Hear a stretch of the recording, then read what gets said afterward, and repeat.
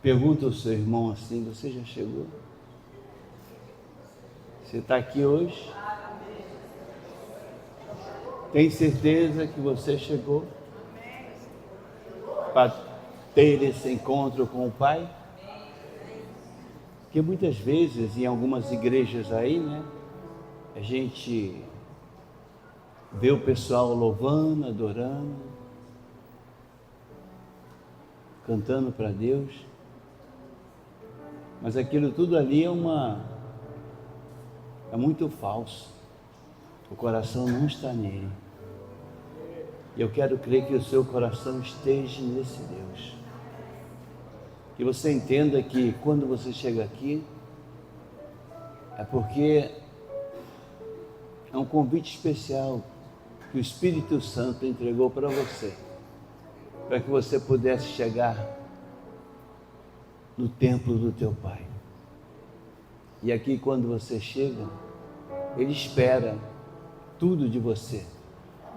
Ele sonda o seu coração, Ele sabe o que você está pensando, Ele sabe se você está distraído, Ele sabe se você realmente ama Ele, se você realmente fica aqui completamente dedicada, comprometida, aliançada com Ele, porque é isso que Ele quer. Ele te ama, Ele te ama. A palavra diz que Ele deu a vida por nós. E agora vem mais uma semana. É mais uma semana. Que você tenha uma semana de bênção, uma semana de vitórias. E eu, no nome do nosso Senhor Jesus Cristo, eu repreendo toda artimanha diabólica do Satanás, querendo atrapalhar essa sua semana. Ele não tem poder, porque ele está derrotado em nome do nosso Senhor Jesus Cristo. Mas Deus é contigo. Há uma milícia angelical cuidando da sua vida. Tem uma mão poderosa sobre a sua cabeça. E de vez em quando Ele te toma pela tua mão e diz assim: não temas, porque eu estou contigo. Então não tema, não temas, não tenha medo de nada. Qualquer ameaça do inimigo nessa semana não vai prevalecer. Você hoje está aqui mais uma vez para levar a tua vitória. E a tua vitória é o nome de Deus, é a presença do Pai na tua vida, é o toque dele no seu ser, para que você entenda que você é uma escolhida dele. Que você fale: glória a Deus, aleluia. Dê uma salva de palmas para Deus.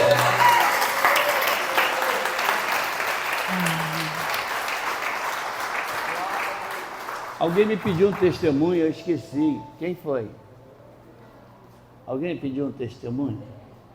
Alguém pensou num testemunho para dar hoje? Não? Não é você não? Olha para o teu irmão, pergunta: não é você não? Não? Então vamos à leitura da palavra de Deus. Abra suas Bíblias no livro de Mateus, capítulo 5. Mateus 5, quando você achar, fique de pé para que possamos ler juntos, em reverência ao nosso Deus. Mateus 5.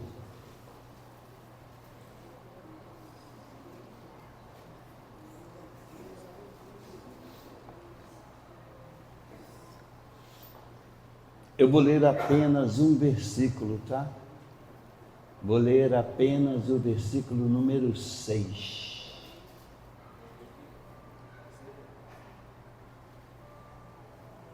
Bem-aventurados os que têm fome e sede de justiça, porque serão saciados.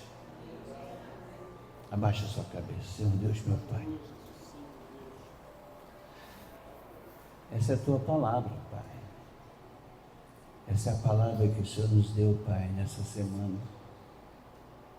Oh, Pai, foi essa palavra que o Espírito Santo nos orientou e nos dirigiu para que nessa noite pudéssemos entregar aos seus filhos e filhas, aqueles escolhidos, Pai, que estão aqui.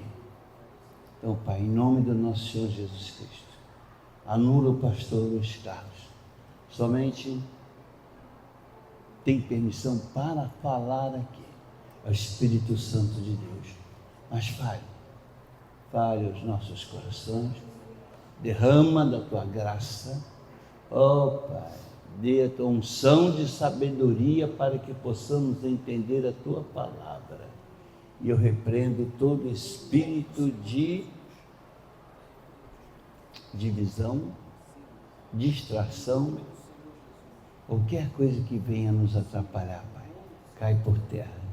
Queremos nesse momento estar ligadinhos somente ao Senhor e à tua palavra.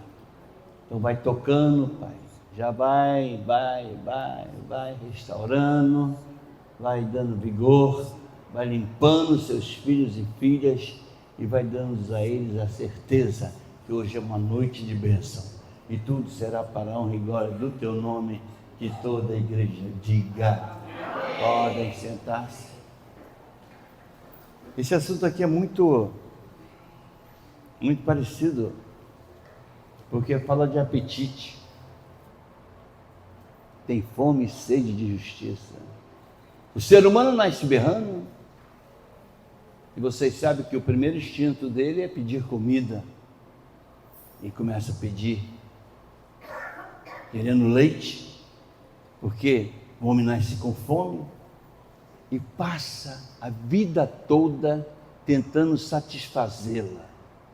A vida toda, inteira, tentando satisfazer a sua sede, satisfazer a sua fome e satisfazendo os seus apetites. E todo mundo tem fome e sede. Rico, pobre, educado, bruto, todos têm apetite. Todas as habilidades exercitadas pelo homem é nada mais do que uma tentativa de saciar a sua sede, de cada vez mais poder comer, beber. Crimes e violências, paixão. Mencione aí qualquer atividade do ser humano e atrás dela você vai descobrir que tem um apetite, um desejo de ser, uma posição social, uma posição comercial, posição em ser uma pessoa poderosa, muitos buscando ter o seu nome nas colunas sociais e muitos gastando dinheiro para isso. Desejo de ser badalado pela sociedade. E outras pessoas, conheço algumas pessoas assim, que são fanáticas por educação, alunos crônicos, tem mestrado, tem doutorado. É uma loucura, não tem fim, ele não para de estudar. Ou então não gostam de trabalhar. Ou tem a sede de que só a cultura e a informação pode satisfazer. Satisfazer amizades, prazer, sucesso. Esse sucesso é um apetite que quase não tem satisfação. Quanto mais tem, mais a gente quer. Dinheiro. O homem mais pão duro geralmente é o cara que tem dinheiro, ele é milionário. E o homem mais liberal, por incrível que pareça, ele é pobre.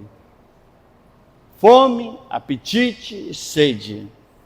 Até o descanso satisfaz uma necessidade de dentro de cada um.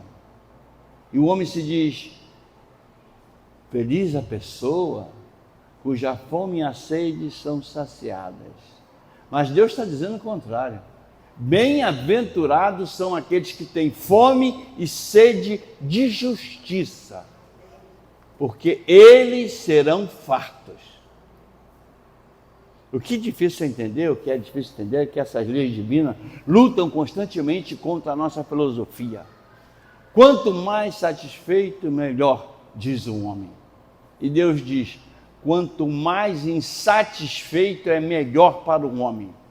Bem-aventurado aqueles que têm fome e sede de justiça, porque ele está deixando bem claro, eles serão fartos.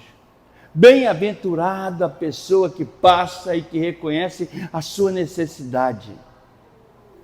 Você sabe o fim da fome? Você sabe o fim da sede? É a morte. Fome e sede não são desejos passageiros, não. São apetites que precisam de uma satisfação. O homem vive tentando se alimentar de todas as maneiras possíveis, se satisfazer. Mas nessa noite eu quero ressaltar para você alguma coisa. Porque existem pessoas que não têm interesse nenhum em coisas espirituais. Muitos que a gente conhece, eu tenho certeza que você também conhece, não gostam de igreja, não gostam da Bíblia, não gostam de oração, não gostam de pessoas que gostam da igreja e geralmente fica falando mal dessas pessoas que frequentam igrejas. Por quê? É mais desconfortável porque eles falam de nós.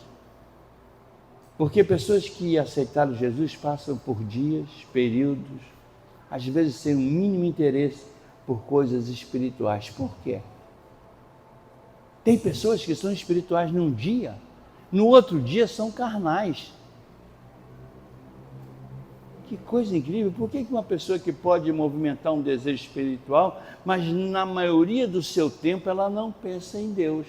Por quê? Nem todo mundo está pensando em Deus o tempo todo, não. Mas como criar um apetite espiritual, para que a gente realmente possa desenvolver a nossa espiritualidade? Quando Jesus ensinou, ele falou: bem-aventurados os que têm fome e sede de justiça, porque eles serão fartos. Entenda, por favor, que a palavra justiça engloba todas as virtudes e todas as coisas espirituais. Bem-aventurado a pessoa que tem fome e sede de Deus. Bem-aventurado é a pessoa que tem fome e sede de pureza. Bem-aventurado é a pessoa que tem fome e sede de amor. Enfim, essas são todas as coisas que se relacionam ao nosso relacionamento com Deus. E nós temos que ter isso bem claro na nossa mente. Porque bem-aventurado, é a pessoa que está sempre com esse apetite. Essa pessoa que está sempre sabendo que a segurança dele é o Pai. Sabendo que o inimigo vem para atacar, mas ele sabe que ele tem um Deus que está com ele todos os dias, como ele deixou escrito, até a consumação do século. Eu estarei contigo. Se ele está comigo, se está com você, você não pode perder. Você vai estar em vitória. Essa necessidade, cuja necessidade às vezes não está muito satisfeita com as coisas de Deus, precisam de mais. Mas tem 3 leis que a gente aprende na nossa vida, que é a física, a filosófica e a espiritual. A física é: 2 objetos não podem ocupar o mesmo espaço. Todo mundo já aprendeu isso. A filosófica: 2 ideias contrárias não podem fazer parte da mesma filosofia. Ou 2 filosofias contrárias não podem fazer parte da mesma ideia. Você não pode acreditar em 2 teses ao mesmo tempo. Não tem como. E a espiritual é que 2 apetites não podem satisfazer a mesma fome. E Jesus expressou isso com uma palavra bem diferente. A ideia. Ele deixou bem claro quando ele falou assim: olha, ninguém pode servir a 2 senhores. Por quê? Ou há de aborrecer um, ou vai amar o outro. Ou vai se devotar a um e vai desprezar o outro. Nós não podemos ter fome e satisfação ao mesmo tempo. Exemplo, eu tenho um copo d'água. Eu não posso, meu copo já está cheio, meu copo está cheio de água. Então nesse copo eu não posso botar mais água, não posso botar nada, você não vai transbordar. Agora, eu posso encher esse copo se eu esvaziá-lo. Se eu tomar essa água agora, eu vou deixar ele vazio, aí eu peço para botar mais água. Agora sim, ele bota mais água, e esse copo então tem fome, porque ele estava vazio. Ele pode aceitar a água.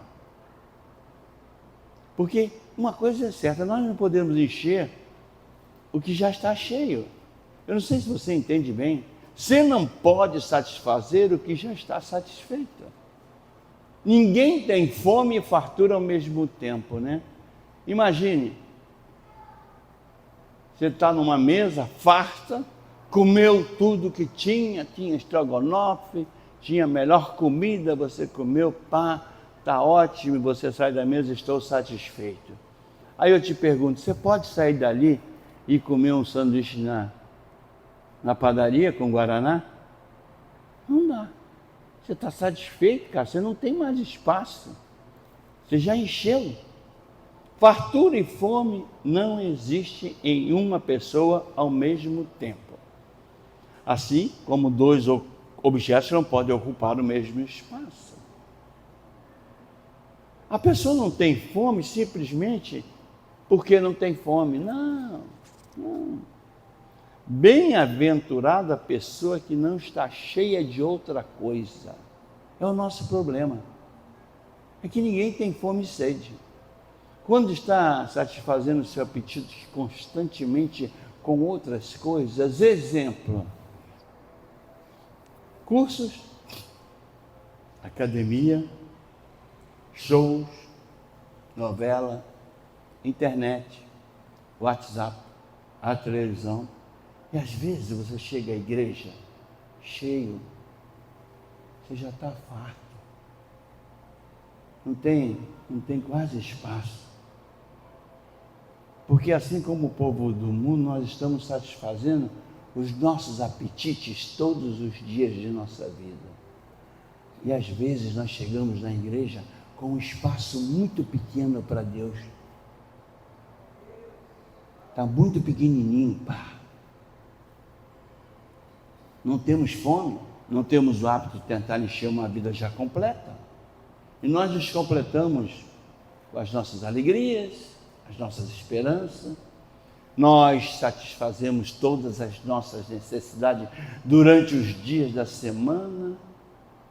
E às vezes estamos tão cheios, mas tão cheios, que a gente não consegue nem chegar num culto de quarta-feira. Está cheio. Mas consegue chegar domingo, mas às vezes chega domingo com espaço pequeno. Não tem muito espaço para as coisas de Deus. Pessoas às vezes estão no culto, e o culto demora um pouquinho, começa a passar de 9 horas, ele já está consultando o telefone, ele já fica olhando, porque não é à toa que o pastor Oscar gosta de sentar lá atrás, que ali eu filmo todo mundo, eu gosto de filmar. Fome e fartura não existem na mesma pessoa no mesmo tempo. Quanto mais você tem deste mundo aí fora, quanto mais você tem do mundo aí fora, menos você quer de Deus. E quanto mais você tem de Deus, sabe o que acontece? Menos você quer desse mundo aí fora. Eis a razão, irmão. O seu serviço a Deus é muito casual. Você nem precisa dele. A sua fartura é sempre consequência do seu próprio esforço. Às vezes você não procura Deus na hora da sua fome. Você às vezes vai a outras fontes. Às vezes você não precisa do apoio do seu Pai Celestial. Porque você já está sendo apoiado por amigos, pessoas, colegas de trabalho. As coisas que ocupam sua mente, o seu desejo, que satisfazem a sua necessidade, não são coisas divinas. Muitas vezes, tem gente que chega, por favor, ore por mim. Eu estou com necessidade de resolver uma situação. Você pode orar por mim? Meu irmão e minha irmã, isso não é fome não. Isso não é fome não. Fome e sede é uma condição biológica, uma condição espiritual, em que você sente-se necessitado de algo que nada mais poderá satisfazer, a não ser as coisas de Deus. Muitas vezes você deixa as coisas de Deus de lado, porque tem coisas do mundo muito melhor, mais sedutor, né? A vida sedutora, uma coisa maravilhosa, né? E a pessoa então ela se encanta com isso lá fora, porque o mundo é muito sedutor. O Satanás trabalha muito bem, então bota coisas maravilhosas para que você se distraia, né? E as coisas de Deus onde estão? Aí nós desprezamos a Deus, deixamos um pouco Ele de lado em nossas vidas. Por muitas atividades alheias, né, a nossa vida espiritual estão enchendo o vazio. O que estamos completando, satisfazendo? Aqui está bem claro: bem-aventurada a pessoa que tem fome e sede de justiça. Nós não podemos amar a Deus e amar ao mundo no mesmo tempo. Como encher o copo de água se ele já está cheio? As coisas do mundo passam. Você já chegou a uma idade para saber que essas coisas aí fora não são permanentes. Tem que ser constantemente renovadas. As futilidades desse mundo passam rápido. Hoje o homem é aplaudido.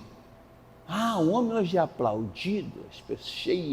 As pessoas tornam ele um ídolo. Todo mundo bate palma. Ele está no Maracanã. Esse homem é maravilhoso. Todo mundo fala igual. Botaram até complemento do nome dele, que era Gabriel, botaram Gabigol. Maravilhoso, todo mundo, Gabigol, a Gabigol, não sei quantos isso, quantos gols, quantos não sei o quê. Aplaudido hoje. Passa um tempinho, Gabigol está sendo vaiado. Estão vaiando Gabigol. Você não pode se dedicar totalmente à sua carreira, aos seus negócios, e dedicar-se de modo igual às coisas espirituais. De onde você recebe a sua satisfação maior? O que é que te faz bem?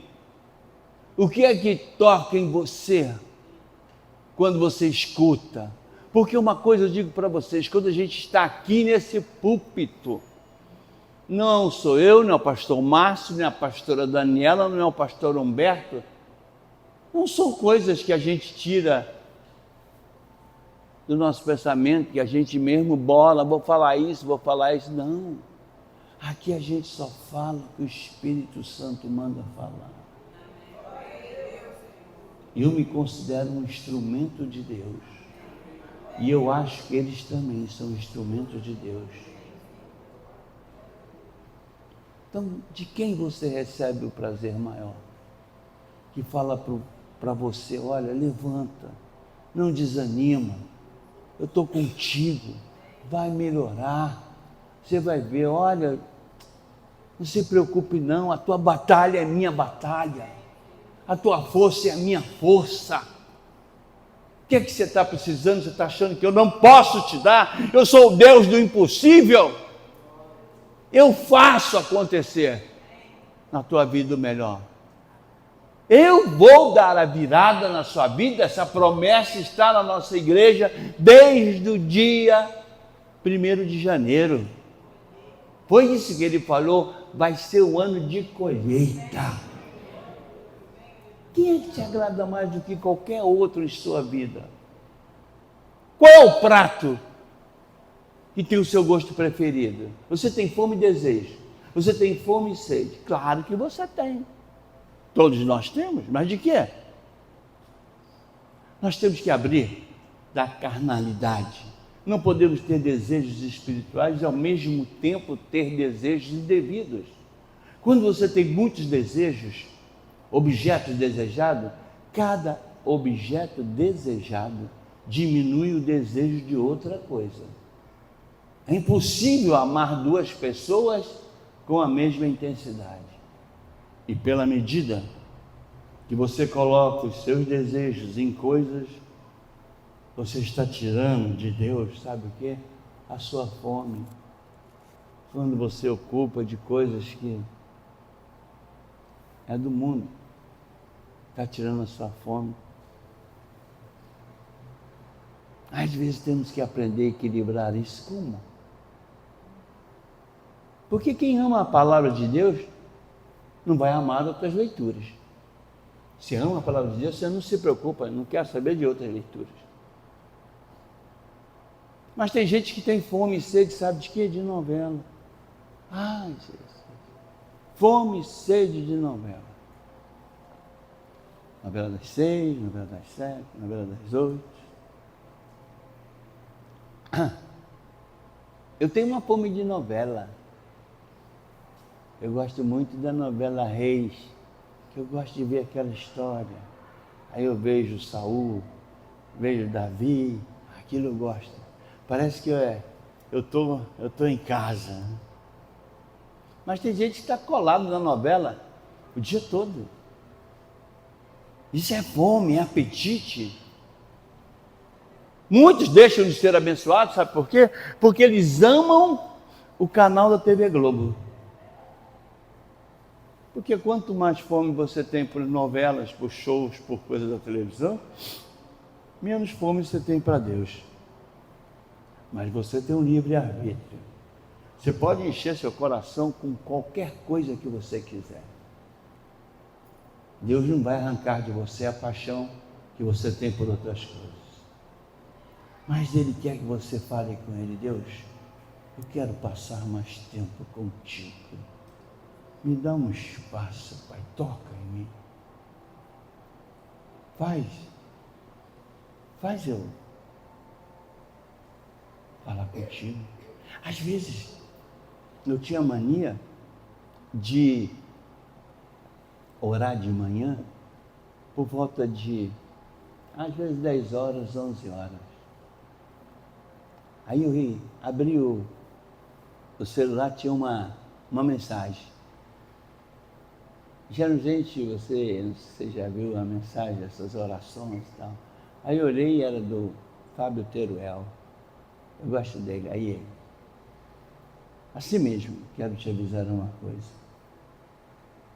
Preste atenção nessa palavra que Deus mandou te entregar.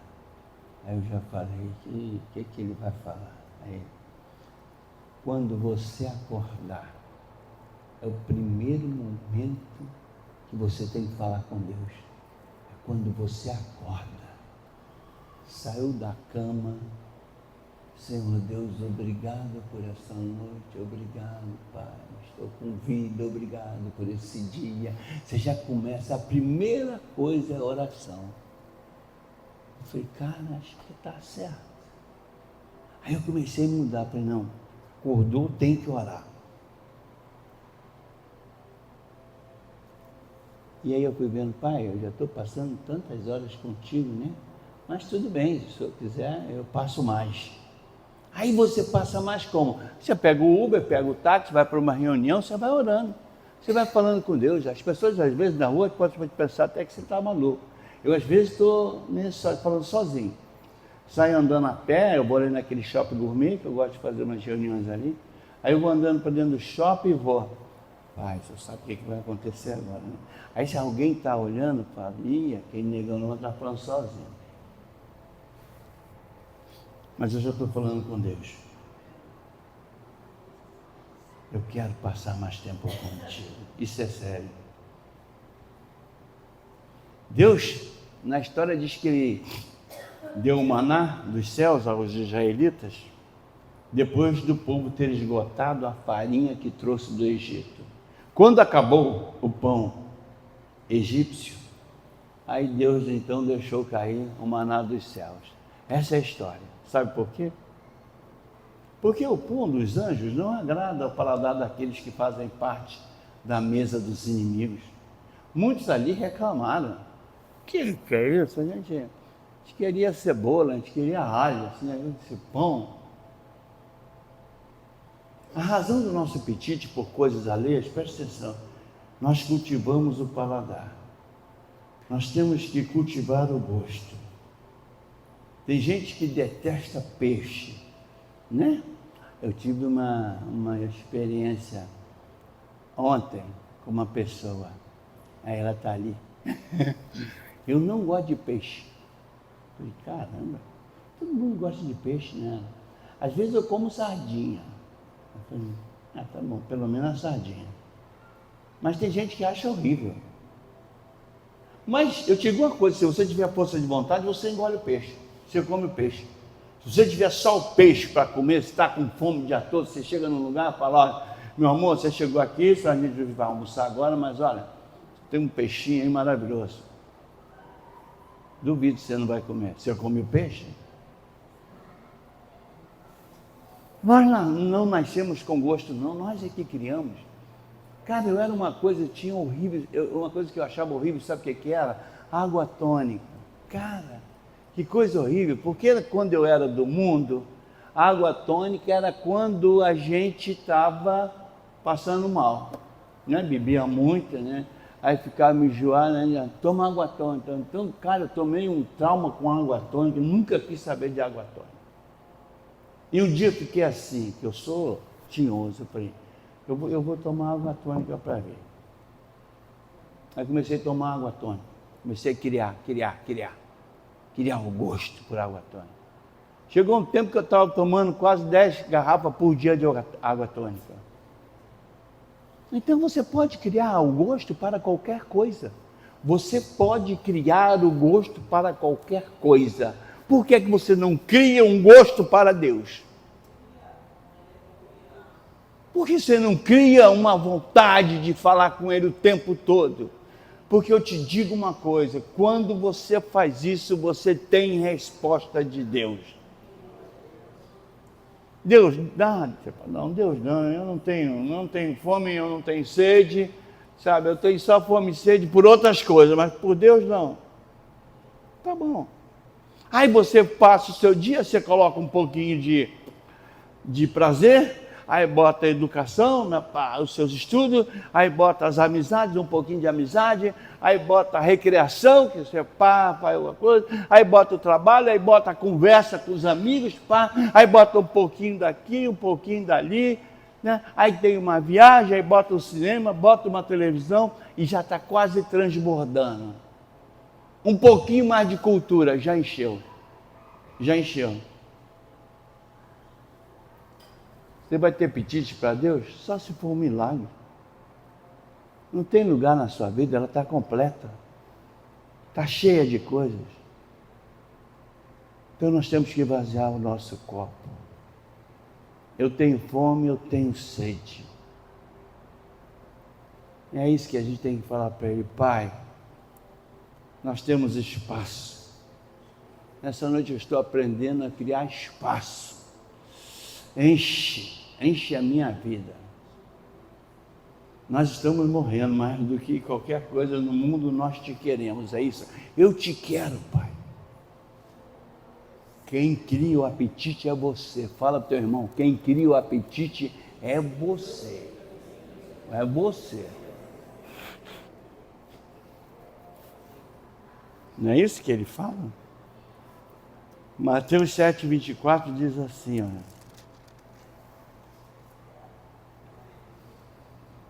olha só, todo aquele, pois, que ouve estas minhas palavras e as pratica, será comparado a um homem prudente que construiu a sua casa sobre a rocha.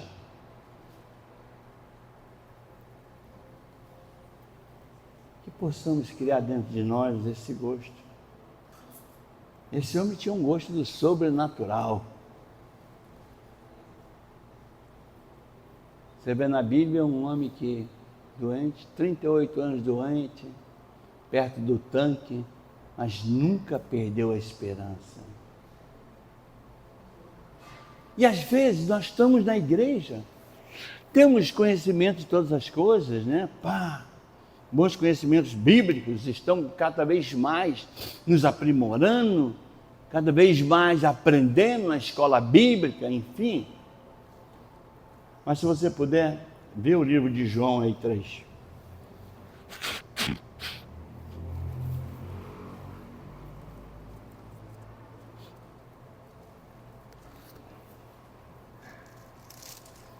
João 3. João 3, eu vou ler do versículo 1 ao 3. Olha só. Havia entre os fariseus um homem chamado Nicodemos, um dos principais dos judeus. Este de noite foi até Jesus e lhe disse o seguinte: Rabi, sabemos que o Senhor é mestre vindo da parte de Deus, porque ninguém pode fazer estes sinais que o Senhor faz, se Deus não estiver com ele. E Jesus respondeu: em verdade eu vos digo, que se alguém não nascer de novo, não pode ver o reino de Deus. Porque muitas vezes nós não conseguimos ser felizes, conhecemos a palavra de Deus, mas não conseguimos ser felizes. Sempre tem alguma coisa, traz um desânimo, às vezes traz um abatimento, às vezes estamos tão tristes, sofrendo, ainda mais quando sofremos uma baixa espiritual. Estamos tão cheios desse mundo que não há espaço para ele. Essa história de Nicodemos, ele cumpria todas as normas e se esforçava para ser um bom membro de igreja, tinha um cargo de liderança, mas alguma coisa estava errado com ele. Ele experimentava uma sensação de vazio na alma, faltava alguma coisa, mas ele não sabia definir exatamente o que é que estava faltando, ele não sabia definir. Eu acredito que ele deveria ficar muitas vezes acordado, até altas horas da noite, sem dormir, preocupado com isso. Talvez deitado na sua cama, se perguntasse: o que é que está faltando, Deus? Dou o dízimo, trabalho na igreja, faço ações humanitárias, eu participo do louvor, eu estou sempre nos cultos, eu não perco culto, eu ajudo muitas pessoas, eu faço gabinete de aconselhamento, mas dentro de mim tem algo errado. Tenho a impressão que nada adianta o meu esforço. Parece que tem um vazio. O que está acontecendo comigo? E deve ter sido numa dessas noites que ele se levantou e falou: eu vou procurar Jesus, eu sei onde ele está. O seu problema não era a falta de conhecimento, não. Aquele momento para ele era importante, que ele nunca teve encontro pessoal com Jesus Cristo. Então ele, amparado pelas sombras da noite, ele foi ao lugar onde Jesus estava, porque ele tinha vergonha de procurar Jesus de manhã. Já pensou? Ele era um líder, e as pessoas já acham que os líderes têm que ajudar, não pode ser ajudado. E eu te pergunto, quantas pessoas, né? Doutores têm vergonha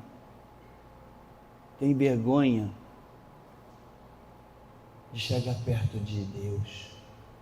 Pessoas que você fala de Jesus, parece que não entra, uma coisa que não entra. E eu conheço muita gente, então sempre eu estou falando, né? Sempre eu estou falando. Eu sempre deixo claro para eles o seguinte: não se preocupe não se você não conseguir chegar na minha igreja, não se preocupe não, porque tem uma palavra que Deus diz que não foste vós que me escolheste, eu vos escolhi. Então se você não vai na minha igreja é porque o Pai não quer você não. O cara fica na maior. Mas imagine esse homem cheio de teoria, cheio de doutrina, cheio de revelações, conhecimento, mas agora sozinho, precisando de ajuda, angustiado, porém impedido por causa do seu status de correr atrás de Jesus Cristo na parte da manhã. Nicodemos achou ele. Jesus estava no Monte das Oliveiras. E seus olhares se encontraram. Diz que era o encontro da paz com o desespero. Porque o Jesus é o príncipe da paz, né? Da plenitude, o encontro da plenitude com o vazio. O encontro da certeza com a incerteza. Pois o nosso Deus, você que está aqui essa noite, Ele te vê. Deus te sonda. Ele sabe se você está centrado na palavra ou não. Ele sabe se você está sentado aqui, mas você está pensando em outra coisa. Está fazendo outra coisa. Ele vê o coração. Ele passa paz, amor, perdão. E Nicodemos tentou abrir o coração e contar as suas tristezas, falar dos seus fracassos, né? Da confusão que estava inquietando a sua vida, mas não conseguiu. Seu orgulho falou muito mais alto. Rabi, bem sabemos que tu és mestre, vindo de Deus, porque ninguém pode fazer os sinais que tu fazes, se Deus não for contigo. Jesus fixou os olhos em Nicodemos e viu o quê? Uma alma angustiada. Não era profecia que ele estava precisando, não era teologia, não era doutrina. Mas Jesus respondeu: na verdade te digo, aquele que não nascer de novo não pode ver o reino dos céus. Ou seja, em outras palavras, você precisa se converter. Este é o seu problema. Enquanto você não experimentar o novo nascimento, não adianta estar na igreja, conhecer a doutrina, ter cargo de liderança. Nada substitui a experiência da conversão. Nada. Essa declaração de Jesus foi como uma bofetada no rosto de Nicodemos. E ele ainda falou essa maluquice. Como pode um homem nascer sendo velho? Porventura eu tenho que entrar no ventre da minha mãe e nascer? E Jesus Cristo falou para ele: pare com isso, você entende perfeitamente o que eu quis dizer. Ele está falando de conversão. Esse é o ponto de partida para nós. Às vezes vivemos angustiados, tristes, porque, eu falei, a nossa cabeça está cheia de doutrinas, de leis, de normas, de regulamentos, cheias de coisas desse mundo, e não temos espaço para se dedicar ao nosso Deus. E é por isso que Nicodemos está frustrado. Sempre tentou fazer as coisas de maneira certa, mas nunca conseguiu. E ele falou: Nico, meu filho, eu quero te transformar num ser completamente. Você tem que aprender a quebrantar o seu coração. Para de se esconder atrás de preconceito e de ironia. E a história de Nicodemos fica sem conclusão. Sabe por quê? Porque ele não aceitou Jesus Cristo. Era duro demais ele reconhecer um teólogo, líder da igreja, mas não era convertido. Diz que ele se retirou frustrado, triste como veio. E às vezes eu digo que o problema de Nicodemos, às vezes também pode ser o nosso, pois estamos cheios de tantas coisas na nossa vida. Mas a gente acha que está tudo bem porque estamos na igreja, fomos batizados, somos convertidos. Mas eu te digo, não é sempre assim não. Não podemos confundir conversão com convicção. Ambas as palavras são parecidas, mas têm significados completamente diferentes. Conversão tem a ver com o coração e a vida. Convicção limita apenas aquilo que vai na sua cabeça. Um lindo dia, alguém nos dá uma série de estudos bíblicos, aceitamos a palavra de Deus e aceitamos o batismo, vamos se batizar. E aí você sai do mar batizado e você pensa assim: bom, agora eu estou convertido. Convertido? Talvez não seja assim. Estamos convencidos da doutrina, com certeza, mas estar convencido não significa convertido. Aí começa toda a confusão. Estamos frequentando a igreja, mas estamos às vezes igual a Nicodemos. Temos teoria, aprendemos uma opção de coisas, sabemos coisas, histórias. Muitas pessoas nasceram em lares cristãos, então, mas vivemos às vezes com essa sensação de vazio, de impotência e de fracasso. Queremos amar a Deus, mas não conseguimos. Eu quero que você entenda bem esse assunto de conversão. Quero relembrar lá no Éden, você encontra Adão e Eva, recém-saídos das mãos do Criador, seres perfeitos, sem propensão para o pecado, capacidade para obedecer, se deleitavam em obediência.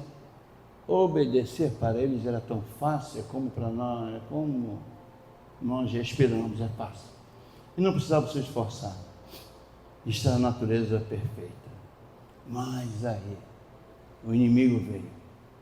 E o problema começou, eles pecaram. Porque nesse instante eles perderam a sua natureza perfeita e adquiriram uma natureza estranha, sinistra, incapaz de obedecer, o que se deleita nas coisas erradas da vida. E aí é por isso que você conhece a natureza pecaminosa. Já ouviu falar isso? E é com essa natureza o homem não consegue mais obedecer. Ele fica simples, como respirar. Para ele é a desobediência, é fácil, e o pecado. E quando nós nascemos nesse mundo, nós viemos com essa natureza. E com essa natureza é impossível obedecer. Mas olha o que a Bíblia diz. Sabe, está escrito em Jeremias 3. Está escrito assim no versículo 23. Pode o acaso o etíope mudar a sua pele, ou o leopardo as suas manchas? Nesse caso também vós podereis fazer o bem, sendo ensinados a fazer o mal? Talvez você pergunte assim: pastor, então quer dizer que eu nunca vou conseguir obedecer? Eu nunca vou conseguir obedecer? E eu te digo, com essa natureza que você nasceu, essa natureza que você recebeu dos seus pais, não vai. Foi isso que Cristo quis dizer a Nicodemos. Se alguém não nascer de novo, não pode ver o reino de Deus. Aí você imagine, vou ilustrar com uma história aí. Você imagine um dia o lobo está lá, começa a observar a vida das ovelhas, e ele fala assim: cara, eu vou me juntar às ovelhas, pois a vida delas é melhor. Sempre tem comida, tem capim à vontade, pá. Eles ficam numa boa lá, pá. E aí o que ele faz? Consegue uma pele de ovelha, bota em cima dele e passa a conviver com elas. O que você acha? Como é que você vê o que vai acontecer na hora de chegar a comida? Quando eles vão comer, as ovelhas? As ovelhas comem o capim com prazer.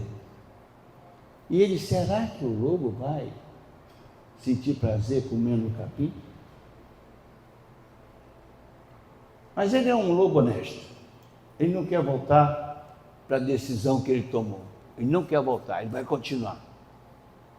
Mas eu te digo, 1 ano, 3 anos, 5 anos,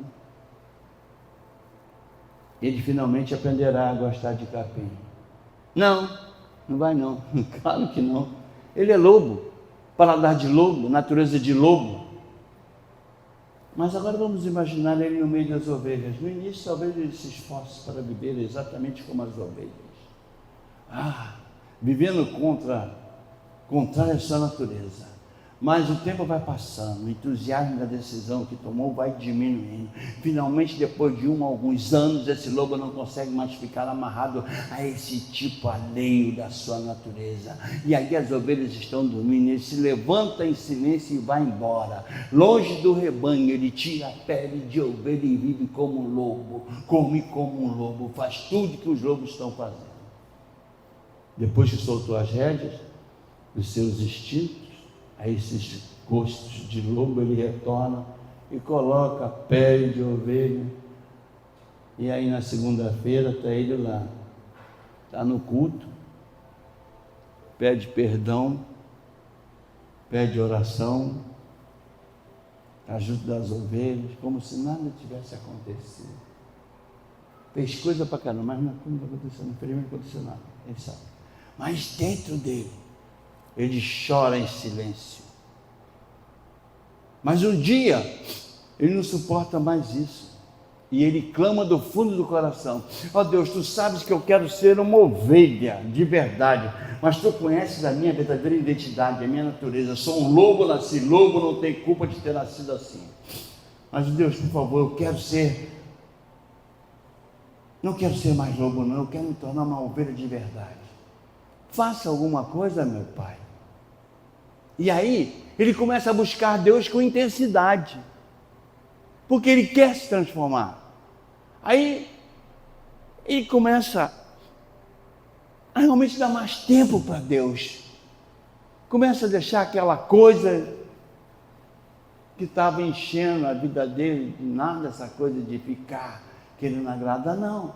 E aí sabe o que acontece? Ele busca Deus com intensidade e aí Deus opera, Deus cura, Deus move, Deus ouve e Deus faz o milagre da transformação.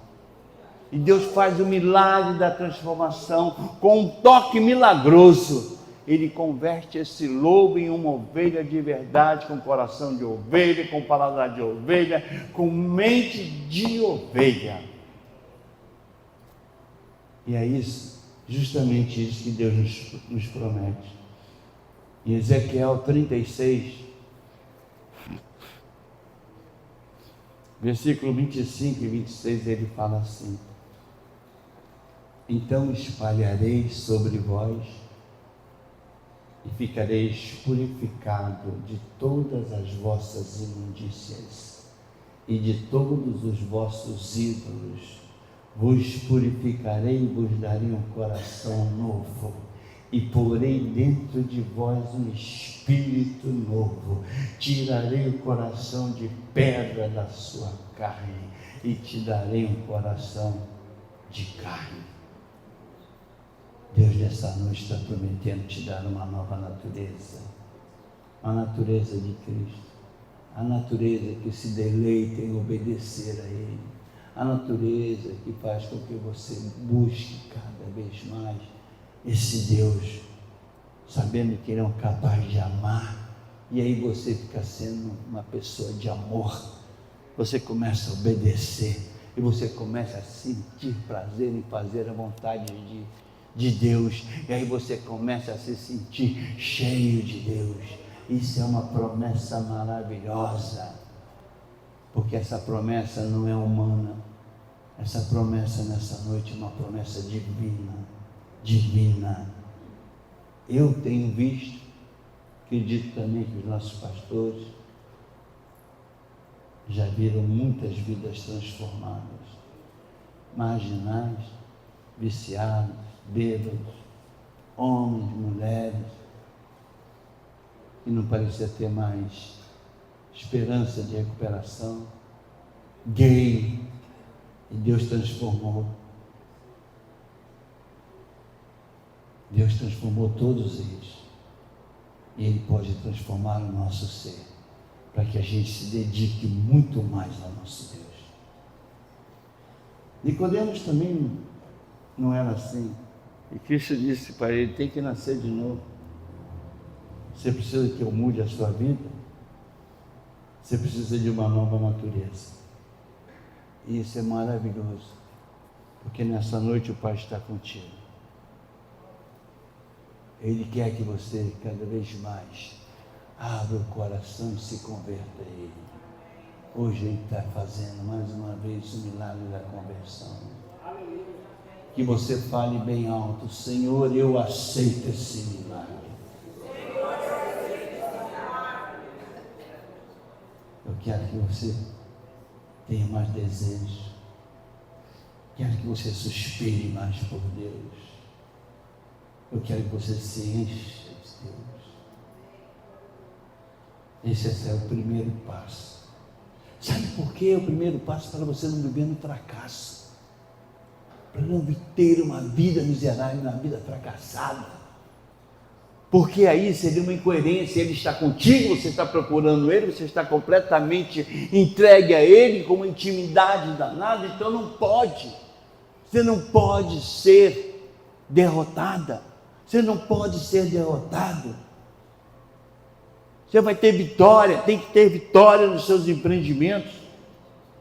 Mas eu quero que você comece a buscar a Deus. Dedicação total ao Pai. Busque, para que Ele cada vez mais derrame a bênção dEle sobre a sua vida. Às vezes a gente faz coisas que quebramos a cara, né? Às vezes nós nos arrebentamos em algumas coisas que fazemos errado em nossas vidas. Sabe por quê? Porque muitas vezes nós corremos à frente de Deus. Que você possa buscar a Deus para saber o que é melhor para você. O que é que devemos fazer em nossa vida. Comece a falar com Deus. Não queira resolver as coisas da maneira que você acha que tem que ser, não. Se eu estou convertido, eu tenho que colocar tudo na mão dele, porque ele é que vai dizer o que eu tenho que fazer. Primeira coisa, eu tenho que tirar na minha vida as coisas que eu não sei. Eu tenho consciência de coisas que não agradam a Deus. Eu tenho consciência que tem coisas ruins que eu faço. Eu tenho que sair e falar com Deus, confessar: eu sou um pecador. Esse é o caminho para a vitória. Você quer prosperidade, você quer bênção, você quer uma virada na tua vida? Você quer ver a colheita esse ano? Talvez você pergunte: pastor, o que isso tem a ver com a minha casa, meus problemas, meus estudos? Eu quero te dizer que a sua guerra é espiritual. A nossa guerra é espiritual. Entenda isso, é espiritual. Nossa guerra não é coisa de terreno, não. E a palavra diz o quê? Que ele vem para matar, roubar e destruir. E você quer lutar contra ele com armas humanas? Você quer lutar contra ele com a sua inteligência? Ou com seus amigos? A guerra é espiritual. Mas quando você se humilha diante do Senhor, aí busca Deus de verdade, Ele deixa bem claro para você: essa batalha é minha. Não faça nada, fica quieto. Ele entra na sua casa, nos seus negócios, nas suas impossibilidades, no seu impossível. Ele entra para te dar a vitória. Porque Ele não resiste a um coração sofrido. E quando você derrama o seu coração diante de Deus, fique certo que você vai ver o milagre. Você vai ver o milagre. Fala para o teu irmão: você vai ver o milagre. Você está tomando uma atitude de obediência. Você está procurando se dedicar mais, ter mais intimidade. E aí não tem crise que resista. Nada vai impedir a bênção chegar sobre a sua vida. Porque você está tomando a atitude certa. Pode esperar. Eu te falo isso pelo Espírito Santo de Deus. Pode esperar que a porta vai se abrir. Ele vai se manifestar na sua vida. Abra o seu coração, vá para o seu quarto, fale com Ele, clame ao Senhor. Eu falo, Senhor, eu quero te ouvir. Senhor, eu quero mais tempo para ficar contigo. E o milagre vai vir. Vem amanhã, depois da manhã, quarta, vem quinta, mas vai chegar. Acende os seus olhos. Abaixa a sua cabeça. Senhor Deus, meu Pai. Pai, eu sei. Nem todos os dias serão como nós esperamos, Pai. Eu sei, Pai, que a felicidade em alguns momentos parecerá distante. Muitas vezes nós nos sentimos sozinhos, mas eu sei que tudo o que acontece, Pai, é de acordo com os teus planos, Pai. Oh, Pai, eu não quero questionar as suas atitudes, nem pedir que o Senhor nos dê um tratamento diferente, Pai. O que nós queremos, Pai, seus filhos, um povo de propriedade exclusiva sua, nós queremos é que nos dê o fortalecimento, queremos forças, Deus, para que possamos levantar a cabeça e seguir em frente, Pai. Queremos, Pai, ter mais espaço para que o Senhor possa morar dentro do nosso ser, mesmo quando estivermos assustados, inseguros, mesmo quando as coisas estão parecendo errado, Pai.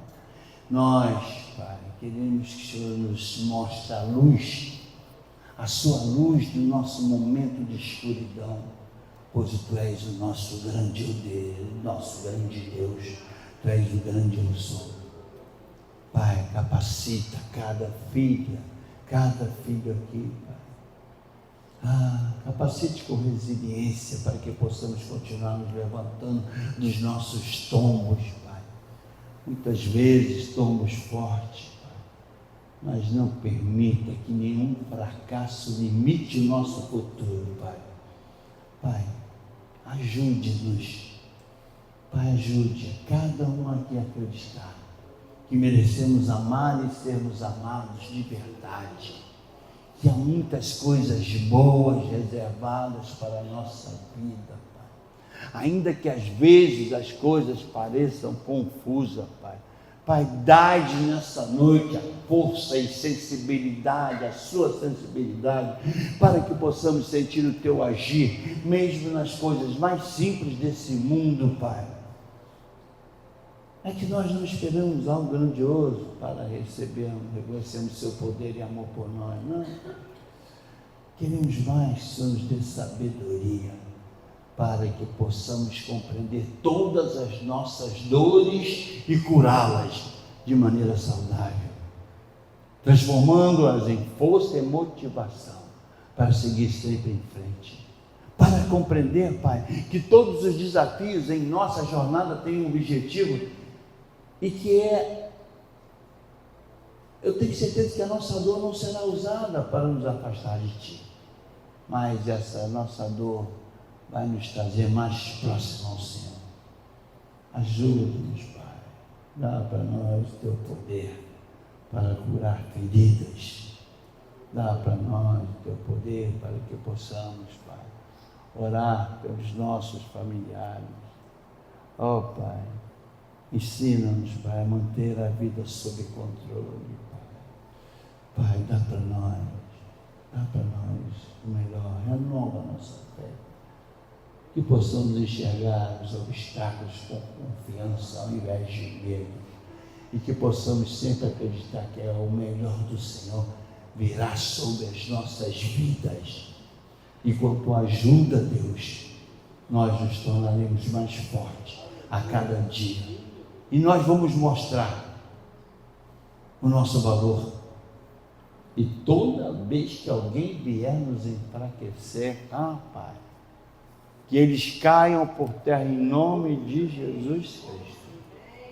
Pai, nós declaramos que o Senhor é o nosso guia, nos concede o melhor caminhar em Teu nome, Pai. do Filho e do Espírito Santo.